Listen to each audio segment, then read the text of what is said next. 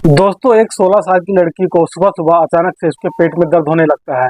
वह जो लड़की होती है अपनी माँ के पास जाती है और अपनी माँ से कहती है कि माँ, मेरे पेट में अचानक से दर्द होने लगा है और बहुत जोर से दर्द हो रहा है। जो उसकी माँ होती है उसको गर्म पानी कर देती है, एक मेडिसिन की गोली देती है खाने के लिए। वह जो लड़की होती है इसको खा लेती है, लेकिन उसके 1 घंटे के बाद भी दर्द उसको आराम नहीं होता है। वो लड़की फिर से अपनी माँ के पास जाती है और कहती है कि माँ, दर्द आराम नहीं हो रहा है, मैं क्या करूँ, मुझे कुछ समझ में नहीं आ रहा है। दोस्तों, जो उसकी माँ होती है उस लड़की को लेकर हॉस्पिटल चली जाती है और ले जाकर डॉक्टर को दिखाती है। जब डॉक्टर साहब उसका चेकअप करते हैं, चेकअप करने के बाद जो डॉक्टर साहब होते हैं उस लड़की की माँ से कहते हैं कि आपकी जो बेटी है यह लगभग 6 महीने की प्रेग्नेंट हो चुकी है। दोस्तों, जब इस तरह की बात जो लड़की की माँ सुनती है उसके पैरों तले जमीन खिसक जाती है और वह जो उसकी माँ होती है वहीं पर जोर जोर से रोने लगती है। दोस्तों, आखिर उस लड़की के साथ, 16 साल की लड़की के साथ इस तरह की हैवानियत कौन कर सकता था।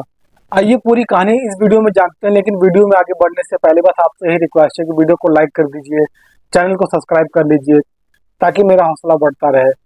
दोस्तों, आज की जो घटना है यह छत्तीसगढ़ के बिलासपुर जिले की है। बिलासपुर जिले के अंतर्गत एक छोटा सा गांव आता है।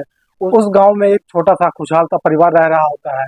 उस परिवार का जो मुखिया होता है सुरेश कुमार। सुरेश कुमार के घर में उसकी बीवी और एक 16 साल की उसकी बेटी होती है। बहुत ही खुशहाल परिवार होता है। जो सुरेश कुमार होता है वह एक प्राइवेट कंपनी में जॉब कर रहा होता है और जो उसकी बीवी होती है वो भी जॉब कर रही होती है। जो उसकी बिटिया होती है वह एचएस के एग्जाम की तैयारी कर रही होती है, 12वीं में पढ़ रही होती है और घर में किसी चीज की कोई कमी नहीं होती है। दोस्तों, जो कुमार की जो बेटी होती है उसका नाम होता है कृति कुमारी। जो कृति कुमारी होती है बेहद ही खूबसूरत होती है, पढ़ाई लिखाई में काफी तेज होती है। तो वह बचपन से ही अपनी क्लास में फर्स्ट डिवीजन से पास होती थी। तो वह अपने माँ बाप की लाडली होती है और उस गांव की भी वह लाडली होती है। उस लड़की का नाम पूरे गांव में चर्चा में होता है क्योंकि लड़की पढ़ाई में बहुत तेज होती है। और वक्त यूं ही गुजर रहा होता है, धीरे धीरे जो लड़की होती है वह बड़ी हो रही होती है और उसके माँ बाप की जो फाइनेंशियल कंडीशन थी वो भी धीरे धीरे वो भी धीरे धीरे अच्छी हो रही थी। तो वो लोग काफी तरक्की कर रहे होते हैं, घर में किसी चीज की कोई कमी नहीं होती है। जब उसके माता पिता चले जाते हैं अपनी ड्यूटी पर, दोस्तों जो लड़की होती है कृति वह काफी समझदार होती है। वह जो कृति होती है वह अपने घर का सारा काम निपटा कर अपना टिफिन वगैरह पैक कर कर लेकर स्कूल चली जाया करती थी। और उसी लड़की का एक दोस्त होता है जिसका नाम अजीत होता है। वह उस लड़की के पड़ोस में ही रहता था। दोस्तों, जो अजीत होता है वह कृति का बेस्ट फ्रेंड होता है और जो कृति हमेशा अजीत के साथ स्कूल जाया करती थी और उसके साथ ही आया करती थी और कभी कभी अजीत उसके घर पर भी आया करता था नोट्स वगैरह लेने के लिए या फिर कभी कभी उसके साथ पढ़ने के लिए उसके घर आया करता था। जो कृति होती है वो भी कभी कभी उसके घर चली जाया करती थी, अजीत के घर। दोनों के बीच में दोस्ती काफी गहरी होती है, काफी दोनों की दोस्ती काफी पक्की होती है। दोस्तों, एक दिन कृति अपने घर में होती है और संडे का दिन होता है, छुट्टी का दिन होता है।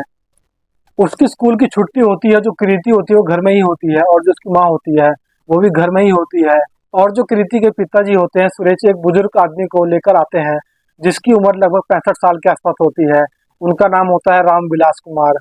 उनको लेकर आते हैं और घर में इनको लाकर बिठाते हैं। उसके बाद कृति और उसकी मम्मी को बुलाते हैं और कहते हैं कि देखो हमारे घर में कौन आया है। फिर कृति के जो पिताजी होते हैं वह उनकी पहचान कराते हैं और बोलते हैं कि यह हमारे दूर के रिश्तेदार हैं, इनका आगे पीछे कोई नहीं है। इनके जो बच्चा वगैरह थे वो सब इधर उधर चले गए हैं, इनको घर पर अकेला छोड़ के चले गए हैं। यह घर में काफी परेशान थे, इसलिए मैं इन्हें यहाँ पर लेकर आ गया हूँ। आज से ये हमारे साथ ही रहेंगे। जो सुरेश होते हैं उनको चाचा जी कहकर बुलाते थे। जो तो कृति के पिता कहते हैं कि कृति, आज से यह तुम्हारे दादाजी हैं और यह हमारे साथ ही रहेंगे फैमिली मेंबर की तरह। इनको किसी भी चीज की कोई जरूरत हो तुम इन्हें दे दिया करना और कहते हैं कि इनके साथ अच्छा व्यवहार करना। पापा, आप मुझे ऐसा क्यों कह रहे हैं कि आप इनके साथ अच्छा व्यवहार करना, यह हमारे दादाजी हैं तो हम इन्हें दादाजी की तरह ही रखेंगे, इनकी अच्छे से खिदमत करेंगे, इनकी अच्छे से देखभाल करेंगे, आपको टेंशन लेने की कोई जरूरत नहीं है। दोस्तों, जो रामविलास होते हैं वह सुरेश के घर पर ही रहने लगते हैं और जो कृति होती है काफी खुश होती है क्योंकि उसके घर में कोई रहता ही नहीं था। जो उसके मम्मी मम्मी पापा होते हैं वह ड्यूटी चले जाया करते थे और कृति स्कूल के आने के बाद घर में अकेले रहती थी। तो कृति को बहुत अच्छा लगने लगता है। दोस्तों, यूं ही धीरे धीरे वक्त गुजर रहा होता है, सब अपने अपने काम में व्यस्त रहते हैं। कृति भी स्कूल जाया करती थी अपने दोस्त अजीत के साथ और फिर उसके साथ ही वापस आ जाया करती थी और यूं ही सभी का जीवन धीरे धीरे आगे की ओर बढ़ रहा होता है। दोस्तों, इस तरह से रामविलास को उस घर में आए हुए 1 साल गुजर जाते हैं और एक दिन सुबह सुबह का वक्त होता है, संडे का दिन होता है। कृति के पेट में अचानक से दर्द उठता है और दर्द इतना तेज होता है कि वह छटपटा कर रह जाती है। संडे का दिन होता है, कृति के पेट में अचानक से दर्द उठता है और दर्द इतना भयानक होता है कि वह पूरी तरह से छटपटाती रहती है। अपनी माँ को आवाज देती है और उसकी माँ दौड़कर आती है उसके पास और पूछती है कि क्या हुआ बेटा, क्यों इतना परेशान हो, क्यों रो रही हो। तो जो कृति होती है वह कहती है कि माँ मेरे पेट में अचानक से दर्द उठ गया है, मुझे समझ में नहीं आ रहा है कि मैं क्या करूँ, ऐसा क्यों हुआ है। तो जो उसकी माँ होती है वहीं पर उसको डांटने लगती है और कहती है कि और खाओ बाहर का सामान, तुम्हें नूडल्स, चाउमीन, मोमोज वगैरह बहुत ज्यादा पसंद है, बस यही सब खाने को पसंद करती हो, तुम्हें तो घर का खाना पसंद ही नहीं आता है। अब क्या करोगी दोस्तों, इतना डांटती है और डांटने के बाद कृति की जो माँ होती है वह इसको गर्म पानी लाकर देती है और पेट दर्द की इसको दवाई लाकर देती है और अपनी बेटी को देती है और जो कृति होती है वह उस दवाई को खा लेती है। लेकिन दोस्तों लगभग 1 घंटे का वक्त गुजर जाता है, लेकिन जो कृति का पेट का दर्द होता है वह आराम नहीं होता है। कृति फिर से अपनी माँ को बुलाती है और लगभग सुबह के 11 बज रहे होते हैं और कहती है कि माँ मेरे पेट में दर्द बहुत तेज हो रहा है, मुझे आराम नहीं मिल रहा है, मैं क्या करूँ, मुझे कुछ समझ में नहीं आ रहा है। दोस्तों जो कृति की माँ होती है बहुत परेशान हो जाती है और अपनी बेटी को लेकर तुरंत ही हॉस्पिटल चली जाती है। हॉस्पिटल जाने के बाद डॉक्टर साहब को दिखाती है। डॉक्टर साहब कहते हैं कि इसका अल्ट्रासाउंड करना होगा और कुछ चेकअप करना होगा। दोस्तों जो कृति की माँ होती है अल्ट्रासाउंड कराती है, उसके बाद उसका कुछ चेकअप भी होता है।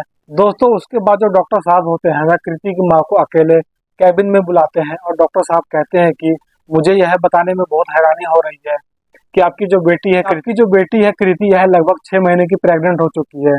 दोस्तों जब कृति की माँ यह सुनती है उसके पैरों तले जमीन खिसक जाती है। कृति की माँ की आंखें फटी रह जाती हैं और डॉक्टर साहब से कहती है कि डॉक्टर साहब आप यह क्या कह रहे हैं, मेरी बेटी की उम्र लगभग 16 साल की है और वह भी स्कूल की पढ़ाई कर रही है, आखिरकार उसके साथ ऐसा कौन कर सकता है। दोस्तों जो उसकी माँ होती है वह डॉक्टर साहब से कहती है कि डॉक्टर साहब अच्छे से चेकअप करिए, लगता है आपको कुछ गलती हुई है, आप अच्छे से चेकअप कीजिए। तो डॉक्टर साहब जो होते हैं कहते हैं कि इसलिए मैं भी परेशान हूँ, जो लड़की स्कूल में पढ़ रही है और 16 साल की है, जिसकी भी शादी भी नहीं हुई है, वो आखिर प्रेग्नेंट कैसे हो सकती है। यह बात हकीकत है, आप इसे मान लीजिए। दोस्तों जो उसके बाद जो कृति की माँ होती है कृति को लेकर चुपचाप अपने घर चली जाती है और घर जाने के बाद कृति के पापा को कॉल करती है और कॉल करके घर बुलाती है। उसके बाद एक कमरे में ले जाकर कृति से पूछती है, लेकिन जो उससे पहले की जो कृति के माँ बाप होते हैं वह उस लड़के के ऊपर शक करते हैं। जिस लड़के के साथ कृति हमेशा स्कूल आना जाना करती थी, उस लड़के के घर भी जाया करती थी, फिर उस लड़के को अपने घर भी बुलाया करती थी, उसके साथ पढ़ाई करती थी। यानी कि अजीत, उसके माँ बाप को लगता है कि हो ना हो यह काम अजीत ही कर सकता है, इतना घटिया काम अजीत के अलावा कोई नहीं कर सकता है। लेकिन दोस्तों वैसा कुछ नहीं होता है। जब प्रीति से पूछा जाता है कि बताओ तुम्हारे साथ ऐसा किसने किया है, दोस्तों उसके बाद जो कृति होती है बताती है कि माँ हमारे घर में जो तुम्हारे दादाजी रह रहे हैं बिलास जी, उन्होंने ही मेरे साथ दरिंदगी की है। माँ जब वह आदमी हमारे घर पर आया था, उसे आए हुए भी 1 हफ्ता ही हुआ था, तभी से वह मेरे ऊपर बुरी नजर डालते थे और धीरे धीरे करके वो मेरे करीब आए, मेरे साथ जबरदस्ती करते थे और मेरे साथ हैवानियत की, मेरे साथ उन्होंने शारीरिक संबंध बनाया। जब माँ मैंने आपको बताने की कोशिश की और वह मुझे डराते थे, धमकाते थे, मुझे चाकू दिखाकर हमेशा डराते थे कि अगर तूने अपना मुंह खोला मैं तुम्हें भी मार दूंगा, तुम्हारे माता पिता को भी जान से मार दूंगा। हमेशा उन्होंने मेरे को धमकी दी और इस तरह से मेरे साथ दरिंदगी की। दोस्तों जब कृति के माता पिता को यह बात पता चलती है, वह लोग कभी सोच भी नहीं सकते थे कि जिस इंसान को, जिस लावारिस इंसान को उन्होंने शरण दिया, अपने ही घर में वही इंसान उनके साथ इतना बड़ा ढोंग रचा, इतनी बड़ी दरिंदगी की उनकी बेटी के साथ, उन लोगों की इज्जत को पूरे समाज में तार तार कर दिया। कृति के जो पिता होते हैं बहुत गुस्सा होते हैं, बहुत आग बबूला हो जाते हैं। एक बार तो उनका मन करता है कि वह उस आदमी को जान से मार डाले, लेकिन वह ऐसा नहीं करते हैं, बड़ी हिम्मत से काम लेते हैं और पुलिस वाले को कॉल करके बुलाते हैं और पुलिस भी मौके पर पहुंच जाती है। उसके बाद वो पूछते हैं उस आदमी से जिसकी उम्र 65 साल की होती है, जो बुजुर्ग आदमी होता है, रामविलास, कि आपने ऐसा क्यों किया है, आपका इरादा क्या था। तो दोस्तों उसके बाद वह जो आदमी होता है वह कहता है कि जो वह बुजुर्ग आदमी होता है वह कहता है कि साहब मेरी नज़र तो इस लड़की की माँ के ऊपर थी, वह लड़की की जो माँ थी बहुत खूबसूरत थी, मेरी नज़र उस पर थी कि जब मैंने उसको पहली नज़र में देखा था तभी से मैं उसको पसंद करने लगा था, लेकिन कभी ऐसा मौका ही नहीं मिला कि मैं उसके साथ कुछ कर सकूं, उससे कुछ बातें कर सकूं। वह हमेशा अपने काम में बिजी रहती थी, वह घर का काम करने के बाद ऑफिस के लिए चली जाया करती थी और कभी मेरी तरफ देखी भी नहीं थी और वह मुझे कभी लाइन भी नहीं दे पाई थी और मैं भी उसको लाइन नहीं दे पाया था। इसलिए जो मेरी नज़र चली गई इसकी 16 साल की बेटी के ऊपर, इसलिए मैंने इसके साथ ऐसा काम किया है, क्योंकि जो मेरी बेबी थी उसको मरे हुए कई साल हो चुके थे और मैं अपने आप को बहुत अकेला महसूस कर रहा था। दोस्तों जब पुलिस वाले उसका बयान सुनते हैं, पुलिस वालों को भी बहुत गुस्सा आता है और उसको 2-4 डंडे लगा देते हैं। और उसी वक्त जो पुलिस वाले होते हैं उसको गिरफ्तार कर लेते हैं और गिरफ्तार करने के बाद उसको अपनी हिरासत में ले लेते हैं और उसको जेल भेज दिया जाता है और उसके ऊपर कड़ी से कड़ी सजा सुनाई जाती है। तो दोस्तों यह रही पूरी कहानी आप लोगों के सामने। इस कहानी से आप लोगों को क्या सीख मिलती है, अपनी राय कमेंट में जरूर बताइए। दोस्तों इस घटनाक्रम को सुनाने का उद्देश्य किसी की भावनाओं को ठेस पहुंचाना नहीं है, किसी को परेशान करना नहीं है, बल्कि आप लोगों को जागरूक करना है कि आप लोग भी समाज में ऐसे लोगों से सावधान रहिए और अपने परिवार का ख्याल रखिए। दोस्तों ये वीडियो आप लोगों को कैसी लगी? अगर वीडियो पसंद आई तो वीडियो को लाइक कर दीजिए, चैनल को सब्सक्राइब कर दीजिए ताकि मेरा हौसला बढ़ता रहे। मिलते हैं अगली वीडियो में, तब तक के लिए जय हिंद।